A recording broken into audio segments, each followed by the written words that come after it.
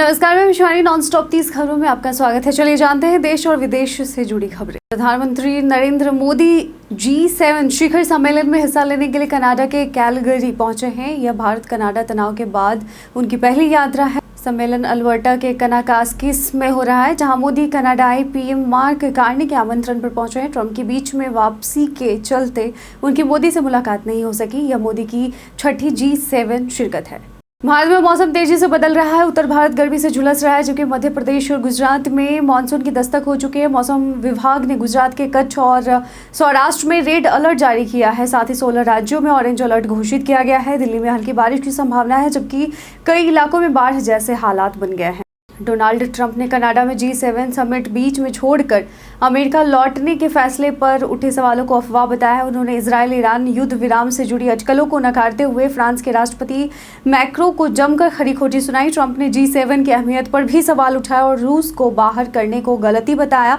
साथ ही चीन को शामिल करने का सुझाव दिया।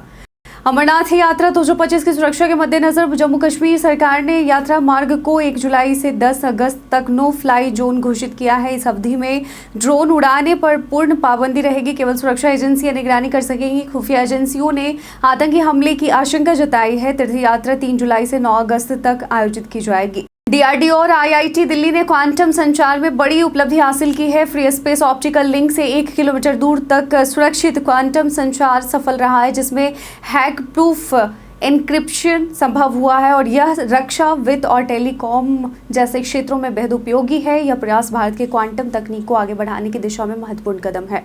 अमेरिका चाहता है कि वियतनाम चीन से आने वाले हाईटेक कंपोनेंट्स पर अपनी निर्भरता कम करे, खासकर उन प्रोडक्ट्स में जो अमेरिका को निर्यात होते हैं।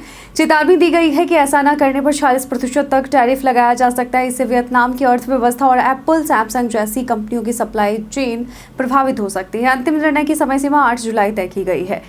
प्रधानमंत्री नरेंद्र मोदी 20 जून को मढ़ौरा रेल फैक्ट्री से गिनी को 143 लोकोमोटिव के निर्यात का वर्चुअल शुभारंभ करेंगे। इसके साथ ही वह वैशाली देवरिया रेलखंड और पाटलिपुत्र गोरखपुर वंदे भारत ट्रेन का लोकार्पण भी करेंगे। वंदे भारत ट्रेन हफ्ते में 6 दिन चलेगी और इसका ट्रायल रन जल्द किया जाएगा। ये योजनाएं बिहार में रेलवे विकास को गति देंगी। जोसा काउंसलिंग के तहत 127 संस्थानों की 62,853 सीटों पर एडमिशन प्रक्रिया जारी है। प्रथम राउंड में सीट पाने वाले छात्रों को 18 जून तक ऑनलाइन रिपोर्टिंग करनी होगी और क्वेरी रिस्पॉन्स 19 जून तक देना होगा। कंप्यूटर साइंस टॉप चॉइस रही है। IIT मुंबई में टॉप 66 रैंक वालों को ही एडमिशन मिला।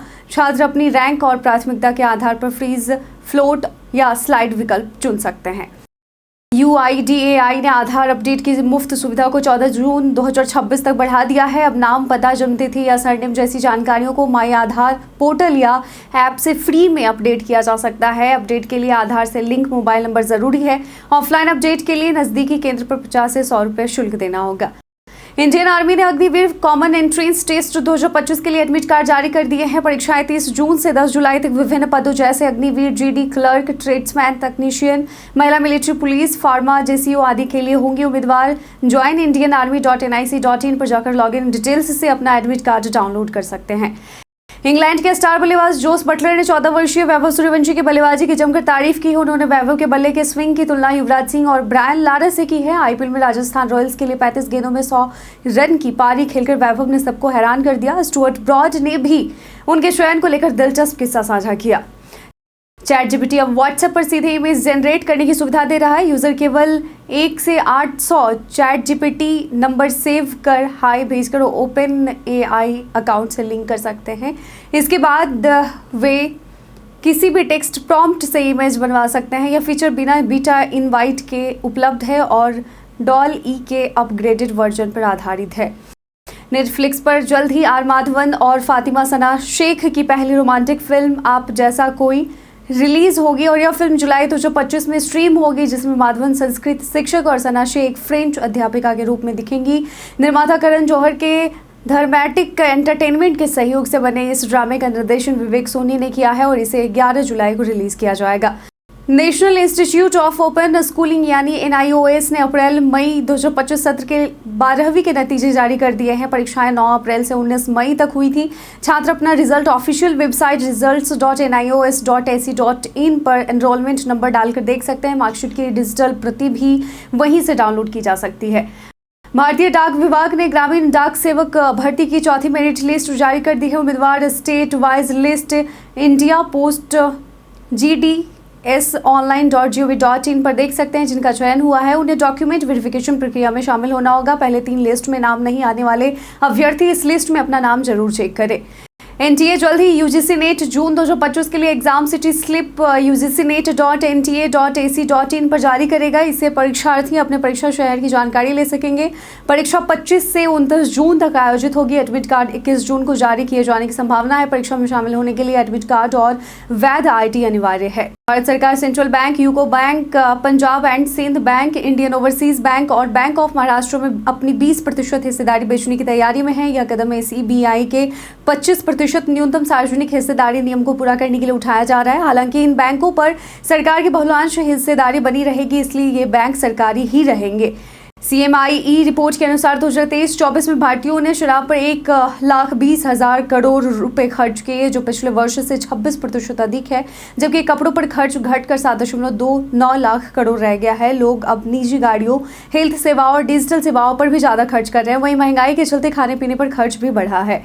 भारत और इंग्लैंड के बीच 5 मैचों की टेस्ट सीरीज की शुरुआत 20 जून से हेडिंग्ले में होगी। यह सीरीज वर्ल्ड टेस्ट चैंपियनशिप 2025-27 का हिस्सा है। रोहित और कोहली के संन्यास के बाद टीम इंडिया पहली बार टेस्ट मैदान में उतरेगी। शुभमन गिल की कप्तानी में पिच क्यूरेटर ने संतुलित पिच बनाने की बात कही है, ताकि मुकाबला पूरे 5 दिन चले। आमिर खान की फिल्म सितारे जमीन पर 20 जून को रिलीज होने जा रही है। पहले CBFC के साथ कुछ सीन काटने को लेकर विवाद था, जिससे सर्टिफिकेट मिलने में देरी हो रही थी, लेकिन अब मेकर्स और बोर्ड के बीच सहमति बन गई है और फिल्म को हरी झंडी मिल चुकी है। फैंस के लिए अब लंबे इंतजार का अंत हो गया है। TRAI ने PM1 योजना के तहत पब्लिक वाईफाई के लिए एक नए टैरिफ की घोषणा की है।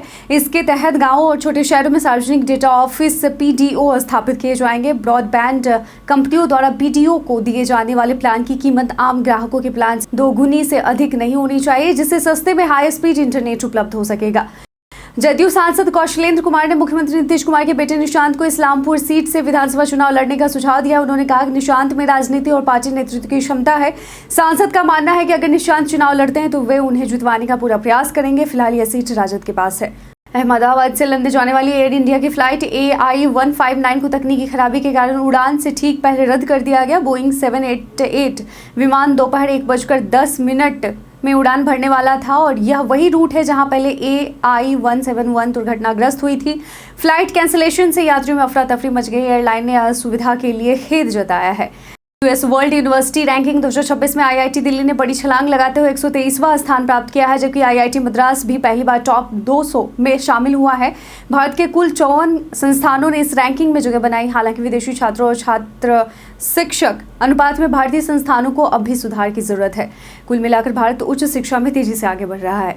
पुरी की जगन्नाथ रथ यात्रा 2025 इस साल 27 जून से शुरू होगी और 5 जुलाई को संपन्न होगी। भगवान जगन्नाथ, बलभद्र और सुभद्रा 3 भव्य रथों में श्री मंदिर से मौसी के घर गुंडीचा मंदिर की ओर जाएंगे। यात्रा में लाखों श्रद्धालु शामिल होते हैं। सुरक्षित यात्रा के लिए पहले से बुकिंग करें, मौसम का ध्यान रखें और जरूरी सावधानियां अपनाएं। जनगणना अधिसूचना जारी होते ही महिला आरक्षण और परिसीमन पर चर्चा तेज हो गई है। 2027 में जनगणना शुरू होगी, जिसका विस्तृत डेटा 2028 तक ही आएगा। इसके आधार पर नए परिसीमन आयोग का गठन होगा। सीटों में बढ़ोतरी से पहले सरकार को उत्तर दक्षिण विवाद और जातिगत गणना जैसी जटिलताओं का हल निकालना होगा, तभी 2034 से पहले महिला आरक्षण संभव हो सकेगा।